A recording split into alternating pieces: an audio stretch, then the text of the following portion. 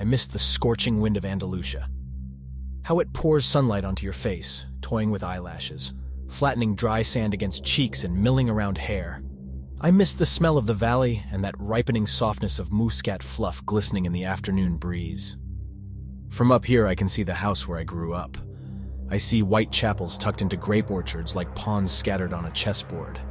I can see patches of asphalt on El Jardinito Road hailing from the old town through dappled rocks, then waning behind the horizon with erratic headlights of beat-up trucks cruising along. One of the pit stops along El Jardinito, where truck drivers stop to relieve themselves, marks the starting point to this wavy trail. All covered in blotches of spindly grass stalks and flaxen sand, the trail is barely noticeable at first. Truth is, no one even cares to notice it. Why would truckers taking a blitzleak care to check on a mucky trail leading to God knows where? But I do. This is how I got up here, to the top of this hill where I am standing now. I've climbed all the way up here so I can finally end it all these years of vagrancy and fugue, exile and fear. This is where it's all going to come to an end. But for now, I am enjoying the view of the valley unfolding below. I am sipping the air of what could be my final memories. He will show up soon. He always does. Like a shadow, he's been following me right on my footsteps, always there, behind me. And there he is. His limping figure appears behind the sharp bend off El Jardinito. He looks up and he sees me, then stops for a moment to catch his breath and leans on his cane, as if assessing the remaining trajectory for this final stretch, then resumes his walk. Or should I say, resumes his agonizing trudging. Years of endless chase took a toll on his body. No wonder. How long has he been chasing me? 10, 20, 30 years. He is slow, methodically slow, but for once I will not run. I will wait. Right here, behind this rock, I will finally come face to face with him. This sharp Swiss knife blade I'm holding in my hand will soon lance right through his neck bone. Yes, that's what I'm going to do. This ends here, at the dead end of this sandy trail atop the hill overlooking the valley with its white chapels and muscat orchards. Funny, after all these years I still don't know the real name of my chaser. I always called him what Master Borges called him, he who wanders. He who wanders, listen, I will kill you. Borges. The Borges. I idolized him when I was in college.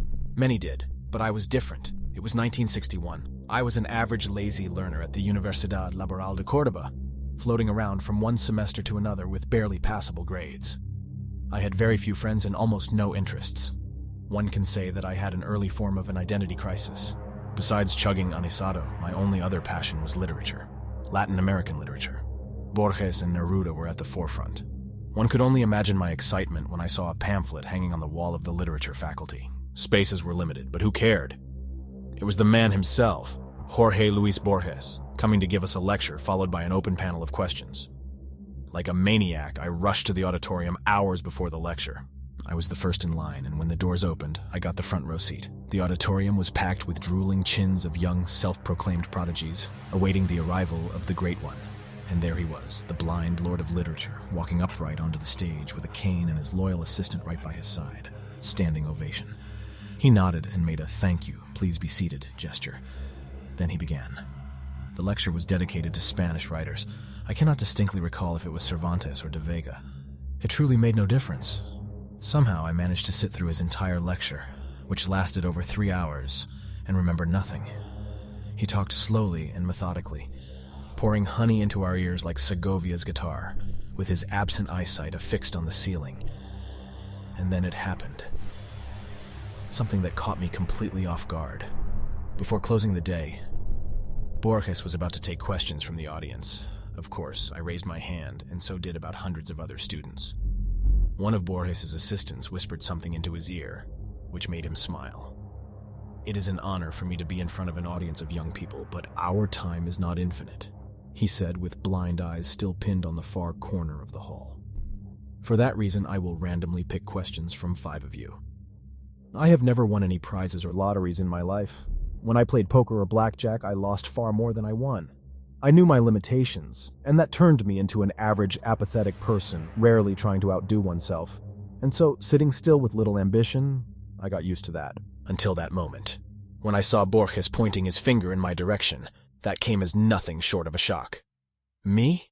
Yes, young man. Senor Borges picked you. Step forward and introduce yourself, said his assistant. I did not know what to ask.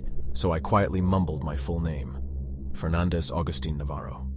Borges shifted his gray-shaded pupils in my direction, as if reacting to a sudden buzzing of a fruit fly. Fernandez Agustin Navarro. Navarro, haven't I met you once before, young man? He asked. No, Senor Borges. I never had the honor. But you will. We will meet again, Senor Navarro. You and I will meet again. But for right now, what is your question? The rest of the day was foggy. I don't even remember what question I asked. It must have been about him winning the pre-international, not sure. And maybe not important. No, not important at all. The greatest writer in the history of mankind called me by name, and then that bizarre, unreal thing he said about us meeting again. When? 9 years later, in 1970. And there I was, a somewhat promising journalist in one of London's somewhat scandalous tabloid newspapers. Every week my name was featured on the second page alongside with celebrity chronicles and vile rumors. My paycheck was decent enough for a small studio flat by Manchester Square. After years of having been pent up by directionless studies, you could say I became something more than an average. Or at least that is what I believed. That day, it was early October, arguably the best season in London, began as usual. I ate my chic breakfast consisting of 2 scrambled eggs, ham, toast, and dark roast coffee at Barrymore's Diner, and was ready for a pleasant walk to the office. It was shortly after 8 a.m. and I was in no hurry. My route was the same as it was every day. Past the square, right turn on George Street, left turn on Thayer, another right on Marylebone. My thoughts that morning were all preoccupied with the piece I was working on, so I was slowly making my way through the square when something caught my eye. Or rather, someone. At first, I did not pay much attention to him, no more than I did to anybody else who idled at the square that morning. Hippie rascals with soiled hair playing guitar on every corner was a common theme in those days, and London town was certainly no exception. So here was another one of those misunderstood love proclaimers sitting right behind the gated area of the square. Striped, worn-out jacket, heavy cap, sandals with clots of woolen socks sticking out, a common hippie bum as anyone may have thought. I thought so too, except this one had something that made my intestines churn. I didn't know what it was, but once I saw him, I felt the irresistible urge to instantly walk away and never see him again. The way he looked at me, that gloomy frown that made me think of a line from Oscar Wilde. That fellow's got a swing. There certainly was something outerworldly about that fellow.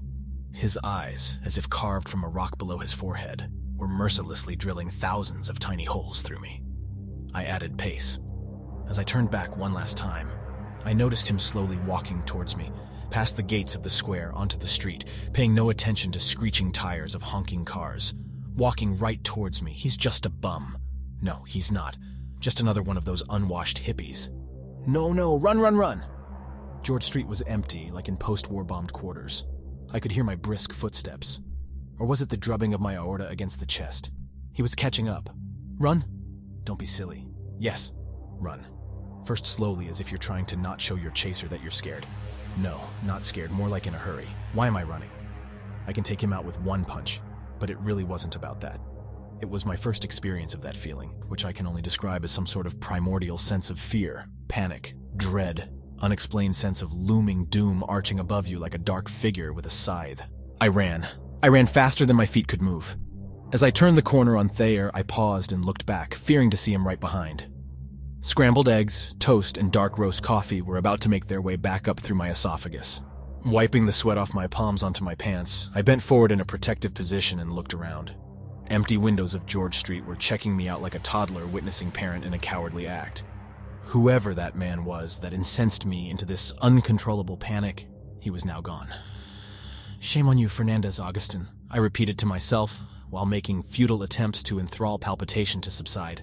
Shame on you, I mumbled, repeating that word. Mumbling turned into whistling that song by Magic Lanterns. Shame, I whistled, acting calm and self-composed. I sang without knowing words, only to convert my mind to something else. I sang so others wouldn't notice me shaking. I climbed the stairs of my office building, 3 at a time, 3rd floor. The familiar smell of typography oils calmed me down. Safe heaven. Shame on you, Fernandez Agustin Navarro. Even now I question myself whether my journey to madness began on that day, or was it underway for many years. Madness that creeps in and recedes in tidal waves. Is that how it usually happens? All I know is that an hour later I was laughing at my little moment of weaknesses. Preposterous and rubbish, my thick Andalusian twang spoke to me. The idea of being fully checked out by a specialist did cross my mind, and I immediately thought of Dr. Patel in Camden Town. He'd give me a comfortable medical diagnosis like a panic attack and prescribe some white pills, I thought. Little did I know that the day had more surprises in store. The unnerving script development continued in a more eerie fashion when my boss marched to my desk with a pack of printed paper. No, Navarro, you are not going to see Dr. Patel in Camden Town, who will make a judgment call on your insanity. Instead, you are going to do an article on Jorge Luis Borges' new book. He is making his presentation today at London Public Library and blah, blah, blah. I forgot about the panic attack. The thrill of seeing Master Borges again, 9 years later, was surreal. Moments later, I was sitting in a cab on my way to the London Public Library, scribbling all possible questions I should be asking him. El Informe de Brody. Other books? Forget it. I knew very well what I would ask. I paid the cab and galloped up the marble stairs leading to the hallway, where the master was about to hold his new book presentation. I elbowed myself through the crowd of journalists to occupy the coveted front row spot. Quick inventory check. Wallet, J-sack, along with the omnipresent Swiss knife. Seconds ticked leisurely on my wristwatch. 4 more minutes. Forget this morning's sickness. Forget Dr. Patel. Collect yourself, Fernandez Agustin. Navarro! That's your last name, isn't it? Yes, Senor Borges. But how do you... 9 years ago in Cordoba, I told you we would meet again. Do you remember? I nodded rapidly, completely forgetting he couldn't see me. Stupid. Perhaps, continued Borges, it would be more prudent for us to speak privately after the conference. I invite you to have coffee with me. You like Colombian coffee, Mr. Navarro? I shall see you precisely at 6 o'clock at the address that my assistant will provide. His blind eyes were still affixed at the top far corner of the hallway, far above all the congested, sharp-penciled critics and arduous followers of his divine writing. The attention was now all on me, as revealed by hundreds of photo flashes from behind. I thought of all the explaining that I would have to do tomorrow. How does Borges know you? Are you friends? You were raised in Cordova. Are you his illegitimate son? Back then, I did not know. Answers came later. Memory is a tricky animal. As I gaze over the valley and satiate my lungs with familiar smells, I cannot think of anything specific. Vague and elusive memories of my childhood home. And these orchards, these white chapels, and the old town itself. Nothing but an incomprehensible sensation somewhere down there, below the chest cage. I close my eyes and let the sun twirl around with tinted specks of mosaic light. I'm trying to focus without looking. Alas, nothing comes to mind. I've been robbed of my memory. You. I cast my eyes at the trail again. He is closing in. It's hard for him to walk upward, and yet I see that determination in his eyes, in his tight grip of that wobbly walking stick, in the way he periodically stops to catch his breath and eyeball the remaining distance. I am not going anywhere. 5, 10 more minutes. Come and take me, old man, if you can. I almost see his facial expression under the heavily pronounced frontal lobe. It's a grin. It's an expression that says, "We shall see." Once I read an interview in the Morning Times. In it, Borges was portrayed as extremely humble and minimalistic. His house was depicted as a perfectly organized space with easy access to everything. Books on the shelves, judging from the admiration of the columnist, there were lots of them, were organized by theme and by title. Dictionaries and encyclopedias were grouped together on the same rack, so he could find them easily. In another article, dated 1966, I read that when Borges travels, and those travels were quite extensive, he carries a whole rack of books along, some of which may not even be read. When I entered his hotel room, that very book rack was the first thing that caught my eye. I stood perplexed at the multitude of titles, most unknown to me, when I heard the door swing wide open, and there he was, entering through the doorway with a leisurely swinging cane. Ah, Senor Navarro. How kind of you to visit this old man. I took a step towards him and produced some gibberish like "pleasure is all but mine." He half smiled and pointed his hand to the chair. "I know you will quite enjoy the taste of Colombian dark roast." Borges sat down and leaned slightly backwards without releasing his cane. "Do you know the biggest advantage of being blind?" he asked, and answered immediately. "Blind don't need light, so my utility bills are way lower." He laughed at his own joke, only to be interrupted by his assistant carrying a tray of aromatic coffee poured in 2 small porcelain cups. Amazing how the very idea of drinking coffee instantly changes your mood before you even take your first sip. As I was readying to go on a pre-scripted monologue of expressing my gratitude and honor, Borges jumped right into the action. I will get right to it, Senor Navarro. About you being here and about me remembering you. I know you have many questions. I will attempt to answer some. Some, but not all. When you leave this hotel, there will still be some questions that you will have to find answers to. On your own. He gently picked his cup of coffee, and with hand somewhat shaking, took an artistic sip. Yes, I had questions. So many that my brain membranes were buzzing in bewilderment and disbelief. Here I was, sitting in the room with one of the greatest writers who happened to mysteriously know my name. And have you by any chance read the Book of Imaginary Beings? Asked Borges. I have. Many times. I read it in Spanish when it just came out. Very recently, I bought the English translation in some shabby bookstore off Oxford Circus. I read that book far too many times, but never in its entirety, mostly starting on a random page, just as Boris had intended it to be consumed by his readers. You see, Senor Navarro, that book was, and perhaps still is, a never-ending work in progress as human imagination has no boundaries. I have included what I had researched over 10 years ago, then recently expanded and republished with more figments of collective human imagination. But the book is merely a small subset. In a way, the book writes itself. In some form, it's a labyrinth, an endless one, a living one, where every corridor and every room is never the same. What I had always wanted is the book to reflect the labyrinth in our collective subconsciousness, the force that drives our minds to craft. For that reason, all the creatures in my book are strictly fictional. Mythical. Am I not boring you? Not at all. I understand, Senor Borges. He nodded and wiped a coffee grind off his nose. That book, as its title implies, is all about imaginary beings. Tales, legends, folklore. But one thing that no one knows is that I had originally intended this book to include one more being. A being that goes by its Latin name Quietus Est. It appeared and disappeared across many cultures, sometimes centuries apart.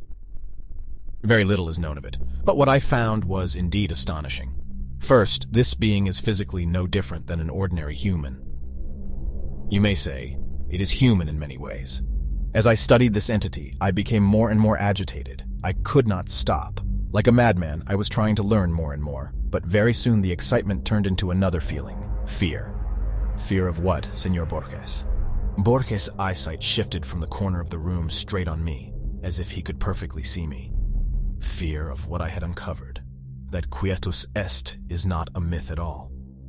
He attempted to take another sip, but his hand started shaking, so he had to put the cup down, spilling some of it on the saucer and around the table. Pardon me, young man, I am trying to maintain composure. But you have not tried the coffee, he said, wiping his mouth and forehead with a knitted handkerchief. I raised the small cup and took a sip, disregarding the aromatic fumes of Colombian beans drifting down my internal gorges. Pardon me, sir, but you are saying that the imaginary being called Quietus Est was not imaginary. Is that why you decided not to include him in your book of imaginary beings? Only in part. Fear came from the realization of what it would mean for mankind to know about its existence. You see, it's no secret that we are all well aware of our eventual demise. We all die. But imagine what would happen if we all stared right into the face of death every single day of our lives and knew the time that was left for us in this world. Death, not as a vague concept portrayed by middle-aged artists, not as a folklore tale of a grim reaper, but as a real living entity that stalks you and walks around showing you a ticking clock counting down minutes and seconds, getting closer to you with every second, trying to grab your hand. Running from death is worse than death itself. He took a deep breath and closed his eyes. But I shall talk no more. Allow me to give you my scribbles from years ago. These are unedited in their raw format, so please pardon the poor language. It's right there in the drawer. You will find a folder with a yellow piece of paper. Read it aloud, while my ripe old body attempts to catch a breath. I opened the drawer as he instructed, and found a yellow piece of cursive handwritings carved in Spanish with some Latin phrases. The scribbles were short, less than a page long with marks and scratches, but most of this was very much decipherable. He must have written this himself, half blind, I thought. What caused him to do that, and not dictate to his assistant? I unfolded the paper and began reading. Quietus Est. It is said that one shall not know about its own ways in times of demise. The imminent passing is only felt by those that are either terminally ill, and even so, they don't possess the knowledge of when and where, or by death row inmates awaiting the exact day and time of their execution. Lack of such knowledge coerces us to exist. Sumerians believed in a certain deity. The word deity was scratched and replaced with demon of death embodied in human flesh and bones, which again was scratched and replaced with entity, whose sole role was to stalk its victims and inform them of how much time they have left to live. Per the ancient Book of Dead, which was discovered as a set of clay tablets typically buried in corpses, only those that are luminous can see the deity, again crossed out twice, replaced with demon, then with entity. The luminous ones are thought to be either people with high spiritual powers or vice versa, the cursed ones, condemned by priests. The reference briefly reappears in some Egyptian manuscripts, but in later writings is replaced by Anubis or, in rare occurrences, by Horus. The writings again depict this unnamed being as an eternal human who never sleeps but always wanders. What's strange is that neither Sumerians nor Egyptians ever gave the entity a discrete name. However, the latter rare findings during Dark Ages refer to him as Quietus Est. The only depiction of Quietus Est was that of an ordinary human standing next to a sun clock, which was used to measure the time that the Chosen One had left to live. From time to time, Quietus Est stalks the Chosen One, and when cornered, moves hands of the clock forward to shorten the lifetime. If the Chosen One cannot escape, then his time eventually runs out. The very last reference was found in Enough, Mr. Navarro. You understand the idea. Now on to the main question. Why are you here?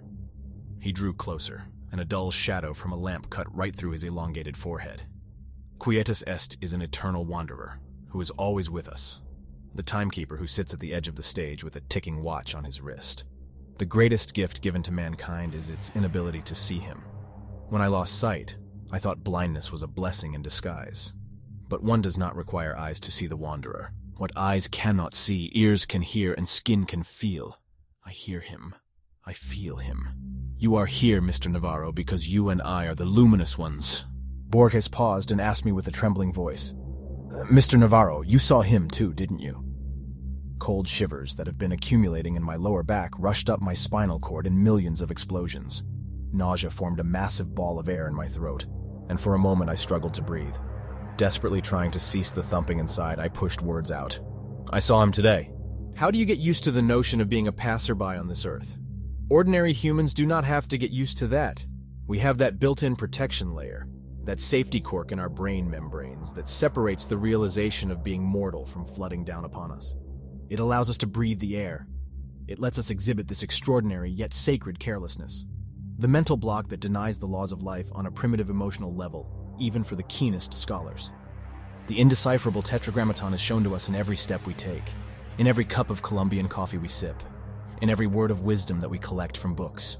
Every second we bypass the sinister tick-tock and hear the name of the god being whispered into our ears. And yet we humans turn around and whistle, shame, shame, deceiving our own self-cognizance. And that, as Senor Borges called it, is the true blessing. Those who possess the name of the divine being are doomed. Knowledge is madness. Knowledge is inexistence. Knowledge of death is worse than death. We sat in his hotel room until early morning, the two luminous and doomed souls. Our casual exchange of words was amplified by the ticking of the clock. It was dawn when I noticed Borges nodding in his sleep. His left hand was still resting on the cane and his pupils were shuffling behind shut eyelids. Borges was dreaming. So must have I. As I was exiting the foyer of the hotel, I hid behind the column and looked around the street. It was empty. Bleak light of street lamps drew strange crossbeams on pavements. Early October leaves were gyring in closed circles like witches around the fire. I was looking around, hoping to not see him.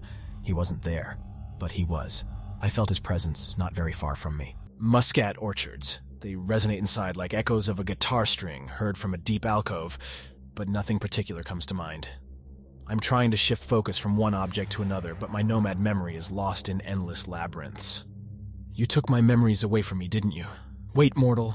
Wait 5 more minutes, and you will know the answer, I hear in my brain. He is talking to me now. I can see how the long uphill walk is wearing him out.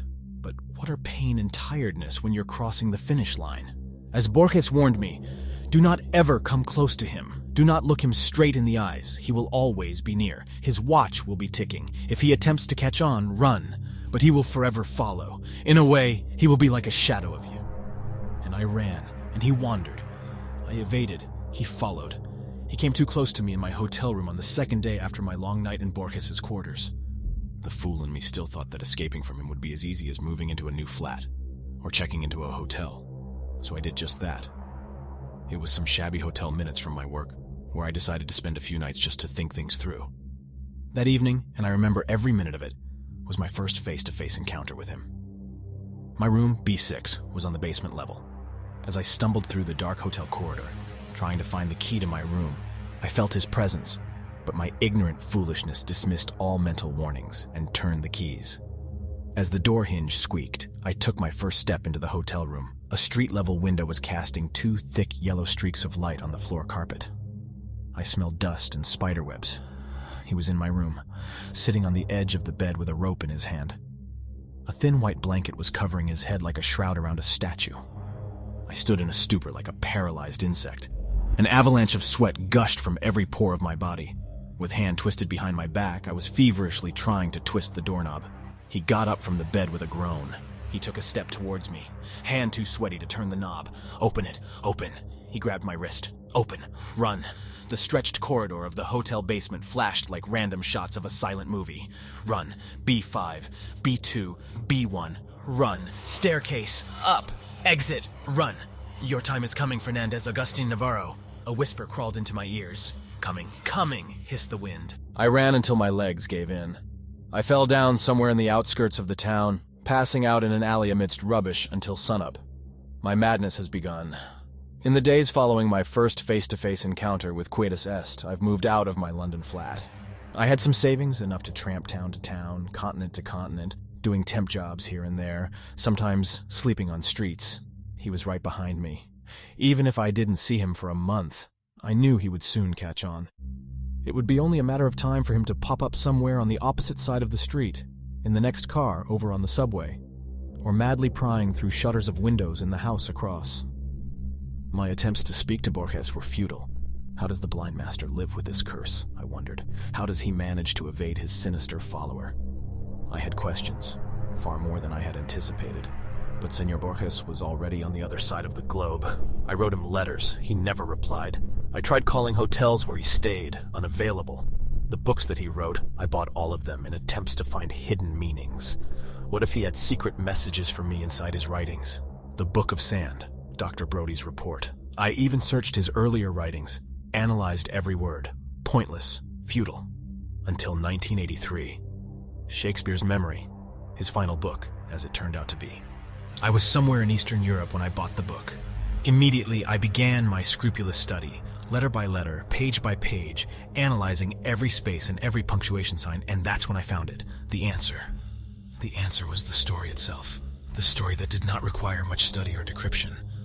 All I had to do was read it. I knew I had to come face to face with Quietus Est like Borges did, but not before having to go through the life of an exile. That's what Borges had intended me to do. Such was his final and only message to me, embodied within his last story. A story written for the public, but intended for my eyes only. The story was that the protagonist receives memories of Shakespeare, memories that overwhelm him, overpowering his own. He forgets modern-day cars and engines, instead remembering faces and names from some distant past, memories he has never known, memories that belong to another man. In a way, he will be like a shadow of you, Borges told me that night. Slowly but surely, my shadow was becoming me. That's why I can only vaguely remember you, my childhood home. Him or me, no more running, it ends here. A few more minutes, I say to myself as I look at the watch. There he is. He is out of breath, beaten, tired, and bent by the weight of his own arid body. One last push, old man, and we will meet. I'm hiding behind the rock. His footsteps on gravel and sand. I can tell them from any other footsteps in the world. His breathing, wheezing and crackling. I am counting to 5. He knows where I am, but he's too tired to take that last step. Let me take that step for you. I am staring at his face, wrinkled like leaves of an ancient scroll. Time's up, Quietus Est, I'm telling him. He is not fighting back, and my Swiss blade finds a comfy spot below his Adam's apple. I'm going to finish him now. Popping sounds are coming out from his flabby throat. What are you trying to tell me, old man? Let me hear your last words. I am easing the pressure to let him talk, but the sounds that come out, not words, but laughter. You are confused, he says. You've got it all wrong. Let me help you understand. I'm letting him sit up. He is coughing blood. One wrong move and he's dead. He wipes the blood off his lips and nods in understanding. All my life I have followed you. He begins slowly. It's a miracle I have come this far and lived this long. Ever since I left Cordoba, I was a ticking time bomb. I was diagnosed as suicidal. Doctor after doctor, therapies, specialists, prescription, yoga. I have tried them all. Some helped for a while, and the disease subsided, but then trolled back with a new, stronger wave. It's this disease that nests here. And he points to his head, forcing me to look for a way to end my own life. It all began in London, on that morning, when I was sitting on the bench in the middle of that square, feeling the disease gnawing on my brain. My first attempt was in that hotel, room B6. I sat on the bed in that dark room for hours with a rope in my hand and a blanket over my head. Death opened the door and stood above me in the darkness of the room. Oh, how I wanted my pain to end. But it was not meant to be. Not then, not there. I had to live on. Ever since that day, it was a cat and a mouse game between us. I chased death, and death would always slip away. Until now. He pauses, rubbing his flabby neck, then points his finger down the valley and continues. I was born in that house. I remember every moment of my childhood. My parents, my toys, my school. I remember playing hide and seek with my cousins in Muscat Gardens and dosing off to Sunday clergy in that white chapel. I remember Eastern rugs being washed on the street and the smell of grapes. My name is Fernandez August Navarro, and you have no true name, but they call you Quietus Est, the one who wanders. Filaments of scorching infernos have been ignited all over me. The fire sets off inside my eyelids, spreading over to all facial pores and trickling down my body. Lies! Imbecile lies! I roar. Look at me, he says. I'm an old man. And you, still young and strong as you will always be, you have not aged. Now think more. What do you remember of your childhood? Shakespearean memories of random sounds and smells are all you have gained from me. Master Borges knew who you were. He cracked you, and then he tricked you. He made you think you were me. That was his way of evading you, by not revealing you the truth until his final breath. Final book, final story. You are the one who wanders, and those memories you have, those are my memories. And now that I have told you who you really are, you must finally finish me. I have heard enough of his fibs. I am throwing my knife away. I shall not require any blades to finish him. With hands clenched around his thin neck, I am strangling him. I hear him squeal as the grip tightens. I feel the crackling of neck bones between my thumbs. I see him gulping the air in warm convulsions. He looks peaceful. I sit on his chest and watch his last breath picked up by the wind, carried down the valley to the gardens, passing by the white chapel and the house where he grew up. The scorching wind of Andalusia is pouring sunlight onto his face, toying with eyelashes, pounding on cheeks and gyring through hair. He must have missed the smell of the valley and the ripening softness of muscat fluff glistening in the air. I am rewinding my wristwatch and walking downhill along the wavy trail, my thumbs still sore from killing. I am taking small steps sideways. Once I reach El Jardinito Road, I will hop on the first bus, and from there I will travel west. Or north. Destination will never matter. Anywhere is where the roads take me. Me, the one who wanders.